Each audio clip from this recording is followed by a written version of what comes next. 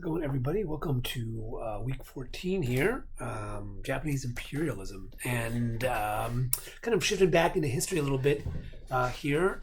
This week, last couple of weeks, we've done sort of more cultural stuff, Japanese arts, Japanese migration, but I think that this week kind of brings those two worlds together.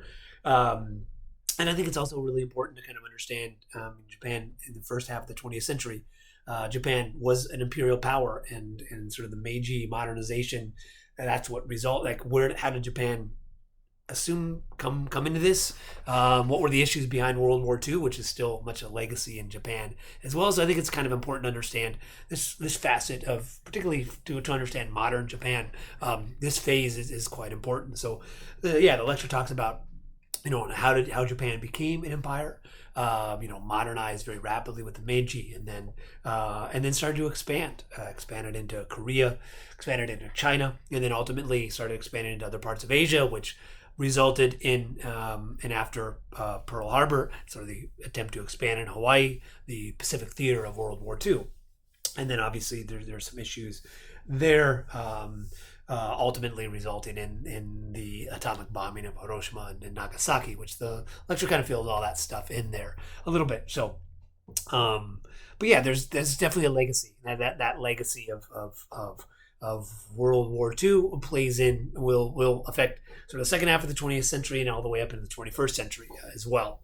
So, I think it's important to understand that. Hopefully, a lecture brings that out a little bit. And then the other side of that, since we talked about sort of Japanese migration, there is another issue, particularly with Japanese Americans in World War II, that I think are also important, since we talked about that a little bit last week. And it kind of ties into what some people talked about in their experiences there, that during World War II, two things sort of happened with Japanese Americans. One was Japanese internment. I gave some videos on that where, a lot of Japanese were displaced, taken to forced to move to camps, and that was in all over around the west coast of America, even Hawaii. There's an internment camp in Honolulu. It's now becoming a national park. Some people talked about in their responses last week, their families was affected by that. They had ancestors, grandparents, great-grandparents who were either moved off or impacted negatively by the internment camps. But then the other side of that, there were a lot of Japanese Americans who wanted to sort of show their support for America, who were second, third generation Japanese and wanted to support America. And then a lot of them joined the 442nd Regiment, which is one of the most decorated regiments in all of U.S. history, U.S. military history.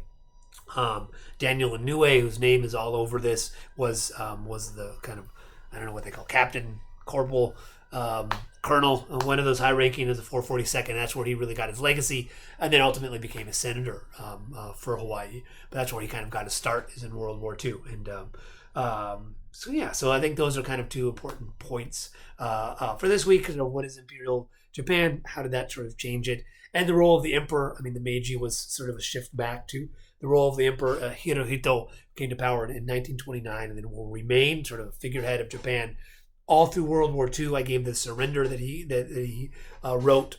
It's a very interesting document, kind of talking. He talks about that. This time has come, and that was really a shifting point in Japanese history. But then he stays in power as an international figure all the way to the 1980s. So he was a very important figure, and a lot of it kind of. He was sort of the figurehead of World War II, but then also the figurehead of the rebuilding of Japan as well. So he's a very interesting figure to kind of be familiar with. And then for this week, there's just sort of a short quiz.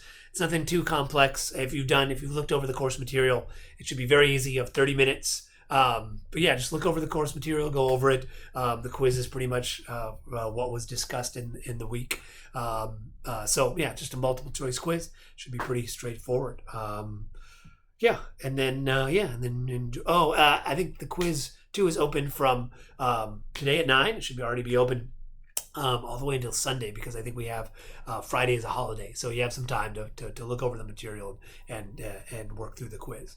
But I think that's it. If you have any questions, let me know.